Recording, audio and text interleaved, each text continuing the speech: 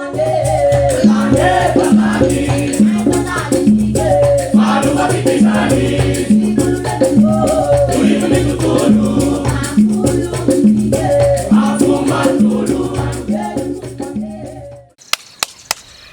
faharoa ny raha malagasy lasa sangisangy fanaovana mahatonga ny tsotsoro mambisarano.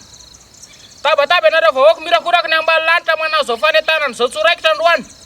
Tandremo hoe mamay e, mainy ale simba ny tanety e, simba Madagasikara.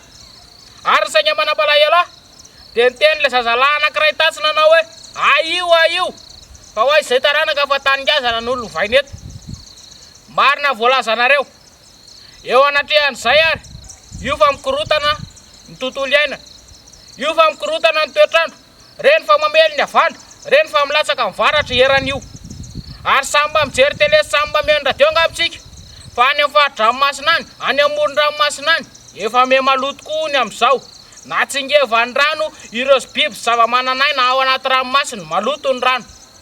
Manoloana izany indrindra dia tsy hay ny hijery arina tao. Manoloana izany indrindra mahatsiaro an'ilay tenin-drazana manao hoe ny tany tsy miova fa ny olombelona no mifandimby amin'ny tany. Taranakitsika mbola iaina eto aman-jato taonany, aman'arivo taonany, amina tapitrisan'ny taonany. Ary ny tany tsy asiany ratsy mbola iverenana, ny kianjany tsy asiany ratsy mbola ilalaovana. So laha ananatsiny amin'Andriamanitra, so ananatsiny amin'ny razana sy amin'ny zava-masina sy ireo amin'ireo taranak'ireo ny fanimbazimbana sy fanapatapahana hazo fahatany, ary indrindra reny doro tanety maro isan-karazany reny. Ndreo ianareo akaiky volany fenoarina itodiany zao resaka izao. Ianareo ela nipetrahana amoron'ala mahita ny mahitsokapaina. Ianareo mpitrandraka ny oaly io sy mpanimbanimba ny oaly io. Ianareo nety efa n'ity resaka ity. Oka re zay tompoko ny fanimbazimbana ny ala, oka ny fanapatapahana hazo fahatany. Ary indrindra indray tsy tadiditsika fa isika raha manapaka hazo ray tokony mamboly farafaratiny hazo folo.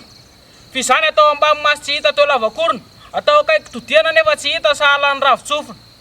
Ka eo indrindra ianareo mpihetraketraka amin'ny natiora ireo, ianareo mpanapanapaka hazo fahatany sy mpanimbanimba ala fahatany, mpandorondoro tanety ireo.